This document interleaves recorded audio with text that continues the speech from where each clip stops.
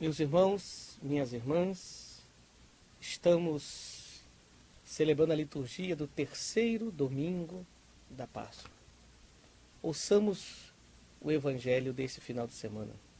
Lucas 24, 13 a 35. Naquele mesmo dia, o primeiro da semana, 2 dos discípulos de Jesus iam para um povoado chamado Emaús, distante 11 quilômetros de Jerusalém. Conversavam sobre todas as coisas que tinham acontecido. Enquanto conversavam e discutiam, o próprio Jesus se aproximou e começou a caminhar com eles. Os discípulos, porém, estavam como que cegos e não o reconheceram. Então Jesus perguntou: "O que ides conversando pelo caminho?" Eles pararam, com o rosto triste, e um deles, chamado Cleofas, lhe disse: "Tu és o único peregrino em Jerusalém que não sabe o que lá aconteceu nesses últimos dias?" Eles perguntaram: "O que foi?"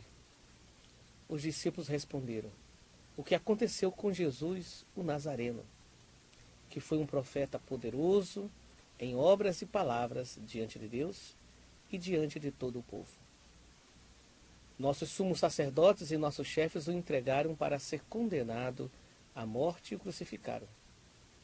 Nós esperávamos que ele fosse libertar Israel, mas apesar de tudo isso, já faz 3 dias que todas essas coisas aconteceram. É verdade que algumas mulheres do nosso grupo nos deram um susto.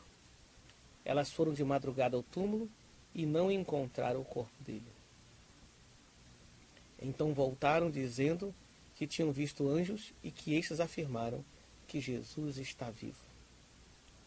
Alguns dos nossos foram ao túmulo e encontraram as coisas como as mulheres tinham dito. A ele, porém, ninguém o viu." Então Jesus lhes disse: "Como sois sem inteligência e lentos para crer em tudo o que os profetas falaram? Será que o Cristo não devia sofrer tudo isso para entrar na sua glória?"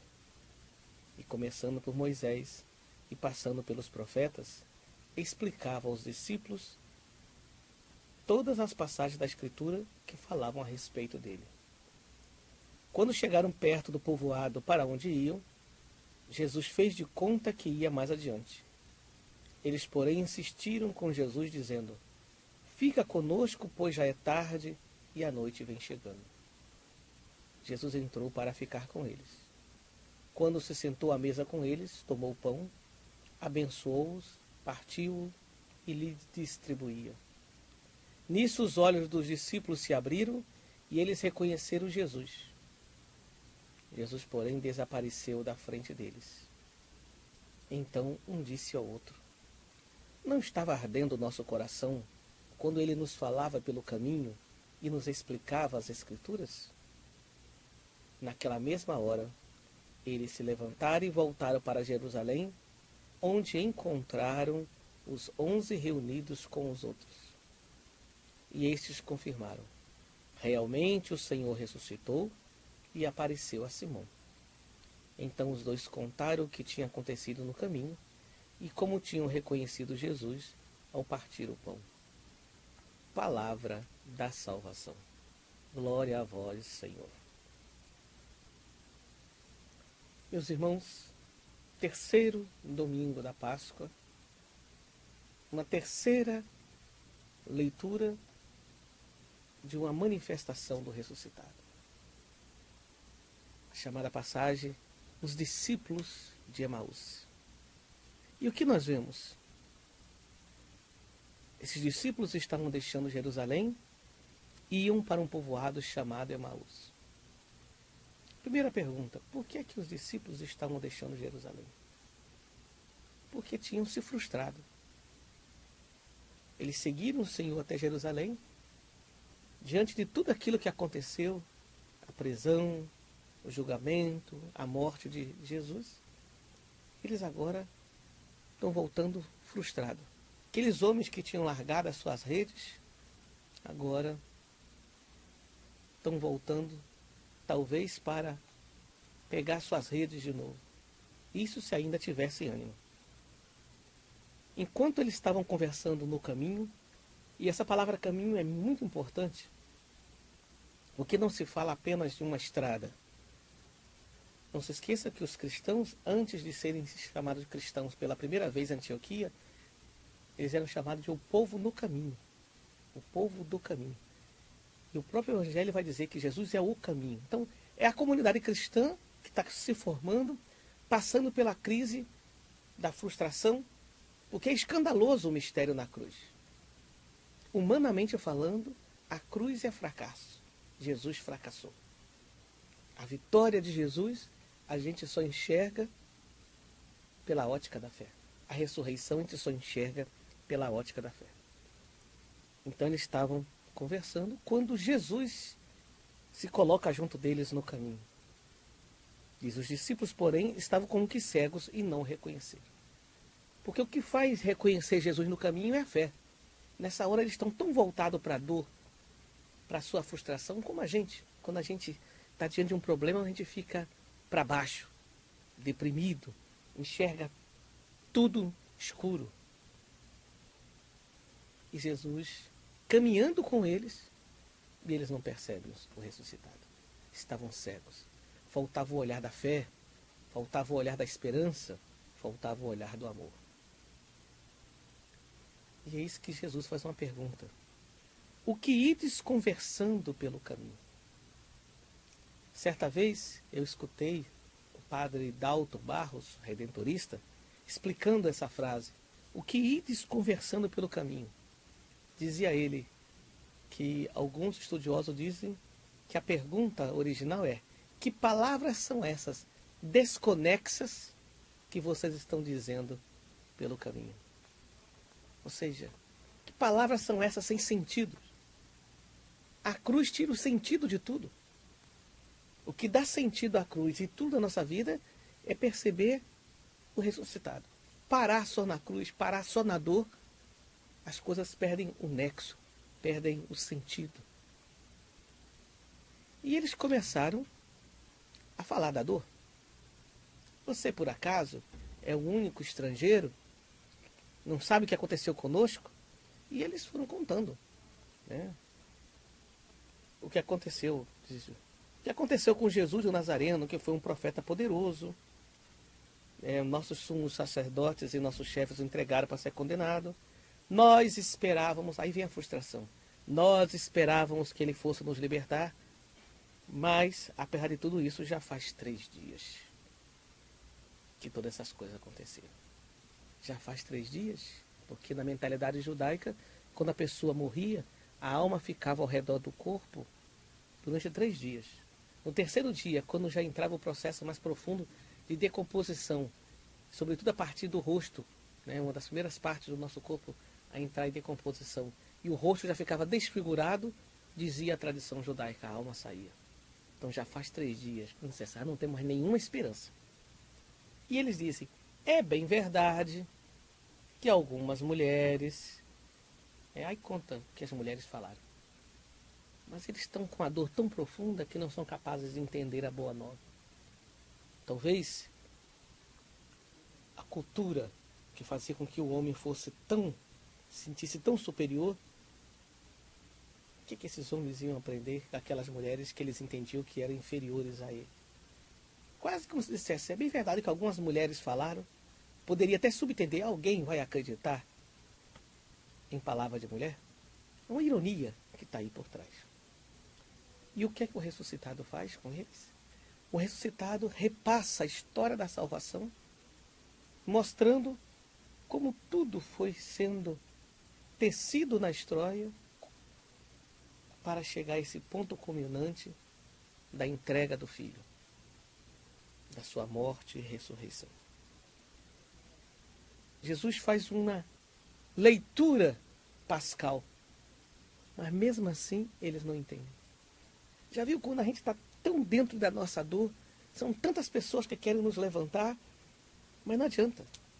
Nem que Jesus esteja ao nosso lado, a gente é capaz de perceber.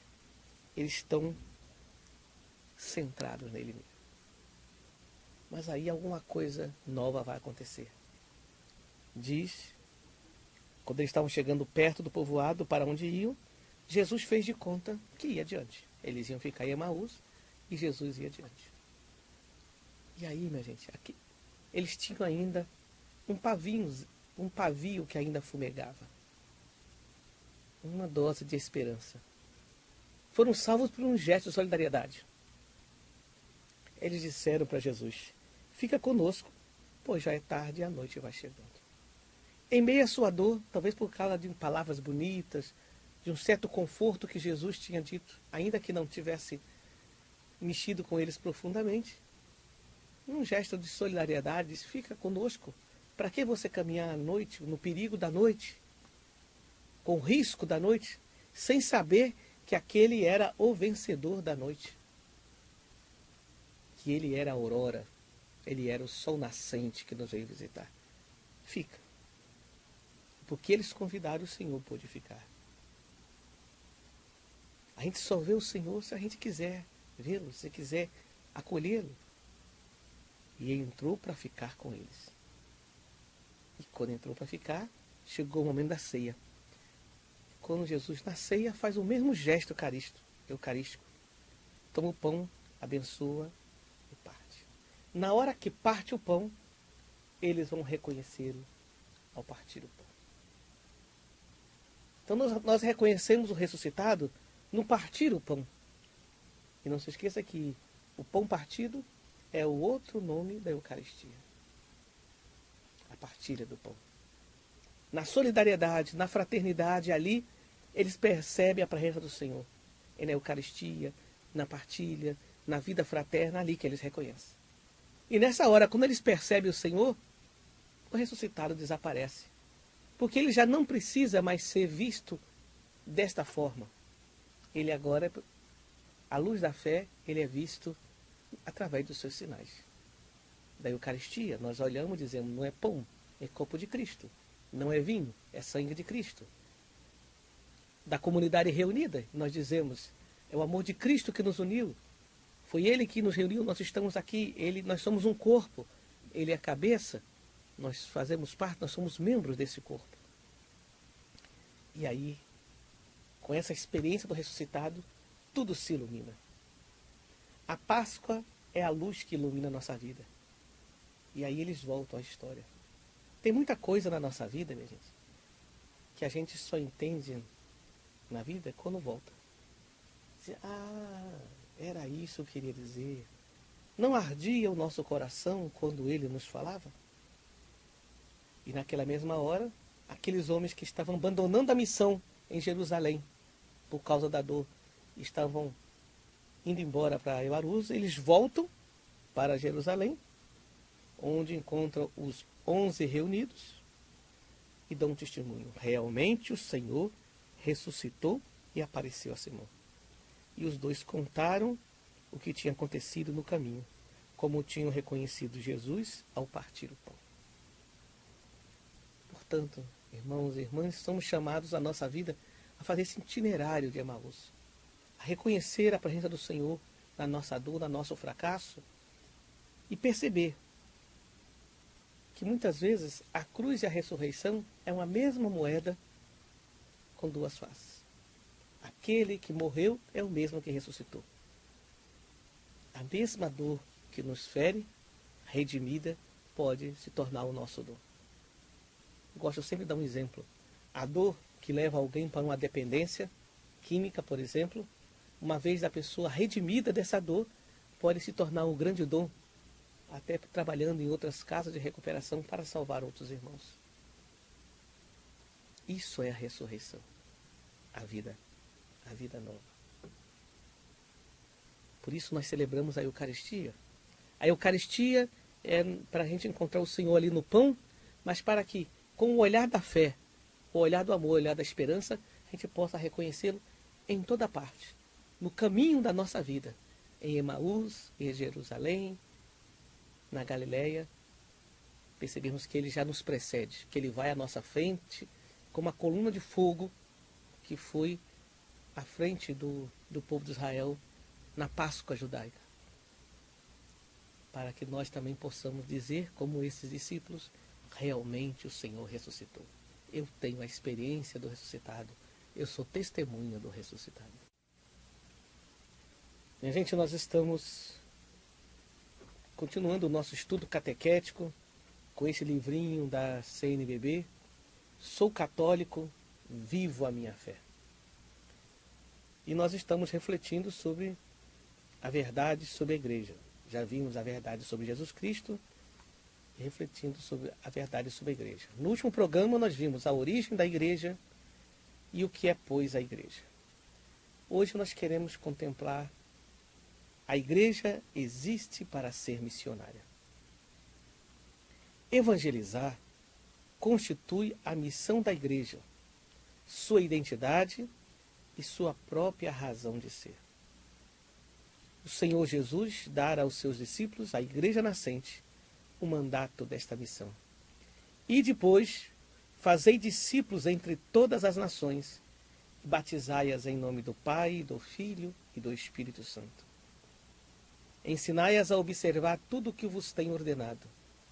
Eis que estou convosco todos os dias, até o fim dos tempos.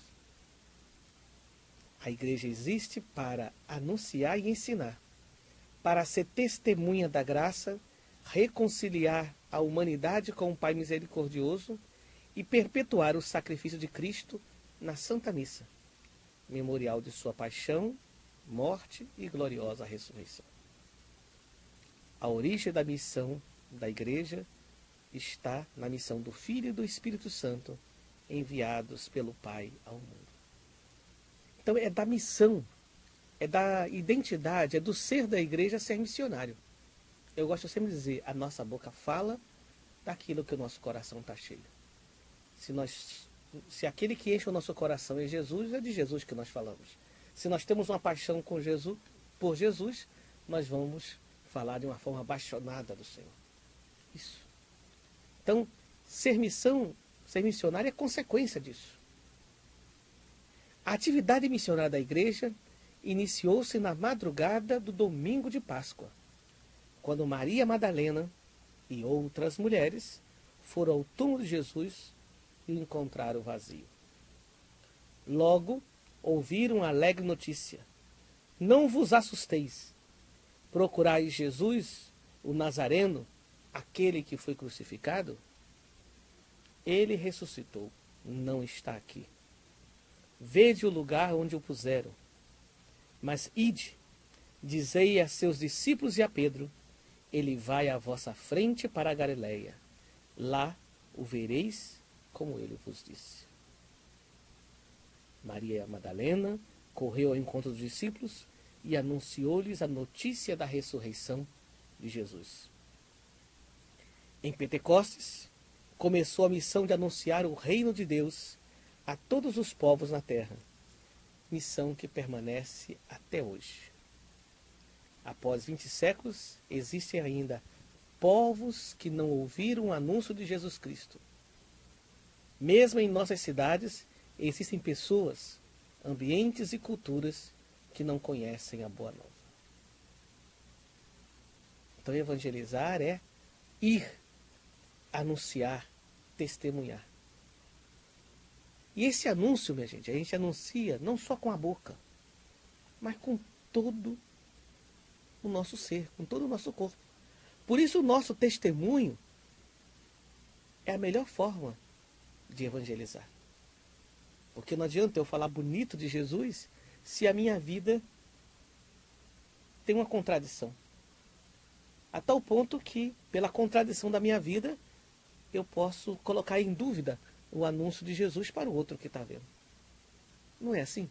Quando a gente ama uma pessoa, por aquilo que a gente ama na pessoa, aquilo que a pessoa diz tem uma autoridade. Quando a gente gosta, por exemplo, de um professor, como a gente aprende com mais facilidade a matéria daquele professor? Quando a gente tem antipatia a um professor, por melhor que seja a matéria, ela desce com mais dificuldades. Então o testemunho é um grande anúncio. Mas precisa haver um querigma, anunciar a muita gente que nunca ouviu Jesus. Tem gente que Jesus é apenas um folclore, apenas uma fantasia. um amuleto. Ainda não tem uma experiência de encontro com o Senhor. Ainda falta uma catequese. Catequese vem do verbo, catequese quer dizer fazer ecoar. Ainda não ecoou dentro de si quem é Jesus, para você quem eu sou. Então evangelizar é um desafio. E nós vamos encontrar, mesmo numa cultura cristã, necessidade de evangelizar. São João Paulo II falava que a Europa teria que ser evangelizada novamente. Porque às vezes o cristianismo vira muito mais uma cultura do que uma experiência de Deus. Temos um discurso religioso, mas nem sempre temos uma experiência religiosa. Através da ação da igreja, a palavra de Deus se difunde no mundo. O livro dos Atos dos Apóstolos narra a história das primeiras comunidades e a ação dos apóstolos, principalmente dos apóstolos Pedro e Paulo. Nos Atos dos Apóstolos se lê que a palavra crescia e se multiplicava. Desejava assim anotar que cresciam e se multiplicavam os que ouviam a palavra e acolhiam-na e se tornavam discípulos de Jesus. Papa Bento XVI dizia que a igreja não cresce por proselitismo, fazendo propaganda, combatendo os outros. Ela cresce por atração. Somos chamados a atrair as pessoas, não para nós, mas para Jesus. Jesus é o missionário do Pai. A missão que ele confia aos seus discípulos é a sua mesma missão. É nele, pois, que o discípulo missionário tem a fonte permanente de seu ardor missionário e a sabedoria profética para anunciar o evangelho da vida. O encontro com Cristo vivo, missionário do Pai, como experiência pessoal na comunidade de fé, alimenta o missionário e reaviva permanentemente o seu ardor. É o encontro com o Senhor que dá ardor ao missionário. Foi o que aconteceu com a samaritana e com os primeiros discípulos. A experiência do encontro com Cristo muda radicalmente a vida, como aconteceu com Zaqueu e com Paulo. É uma experiência única, muito bonita, que precisa ser comunicada, compartilhada. Na Eucaristia, nós nos encontramos com Cristo de um modo muito especial. É na Eucaristia que a missão encontra sua razão de ser, sua identidade.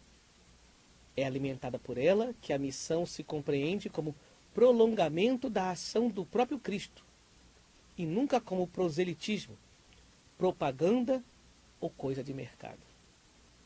A Eucaristia é também o objetivo profundo da missão, fazer com que todos se tornem discípulos de Jesus, realizando um encontro pessoal com Ele e vivendo unido a Ele.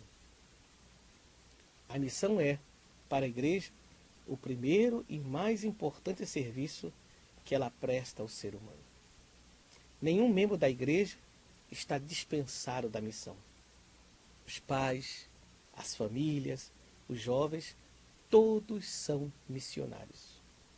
As dioceses e as paróquias devem desenvolver uma ação planejada e preparar seus missionários com cuidado.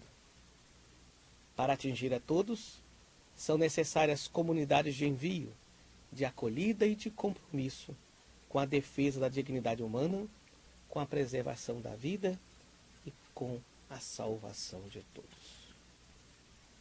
Então perguntemos: sou missionário? Sou como os discípulos, testemunha do ressuscitado? Nosso programa é gravado e eu estou em Aparecida participando da 55ª Assembleia Geral da Conferência Nacional dos Bispos do Brasil. Desde terça-feira estamos aqui em Aparecida e essa Assembleia irá até o dia 5. Então peço a vocês que rezem por essa Assembleia dos Bispos para que nós possamos iluminar ser iluminados pelo Espírito Santo, para que a gente possa discernir aquilo que o Espírito Santo está pedindo de nossa igreja nos dias de hoje. Vamos concluir esse nosso programa rezando pelos aniversariantes da semana, os nossos aniversariantes do nosso clero. Dia 30, aniversário de ordenação do padre Joanilson Antônio do Nascimento Nóbrega. E aniversário natalício do diácono José Narcísio da Costa, diácono lá em Cruzeta. Dia 3, aniversário natalício de 2 padres, padre Janilson Alves de Oliveira, pároco da Imaculada em Corrais Novos, e padre Fabiano Maurício Dantas, pároco de Acari. Nesse ano nacional mariano, peçamos à perfeita discípula que ela possa nos ensinar a fazer tudo que seu Filho nos disser. Ave Maria, cheia de graça, o Senhor é convosco. Bendita sois vós entre as mulheres, bendito é o fruto de vosso ventre, Jesus. Santa Maria, Mãe de Deus, rogai por nós, pecadores, agora e na hora de nossa morte. Amém. Rogai por nós, Santa Mãe de Deus, para que sejamos dignos das promessas de Cristo. Amém. Nossa Senhora Aparecida, rogai por nós. Oremos. Ó Deus, que o vosso povo sempre exulte pela sua renovação espiritual, para que, tendo recuperado agora com alegria a condição de filhos de Deus, espere com plena confiança o dia da ressurreição. Por nosso Senhor Jesus Cristo, vosso Filho, nosso irmão, na unidade do Espírito Santo. Amém. O Senhor esteja sempre convosco, Ele está no meio de nós. Pela intercessão de Santana, padroeira de nossa diocese, abençoe-vos o Deus de infinita misericórdia, Ele que é Pai, Filho e Espírito Santo. Amém. Um bom final de semana para todos e todas. Permaneçamos em paz e que a alegria do ressuscitado seja a nossa força.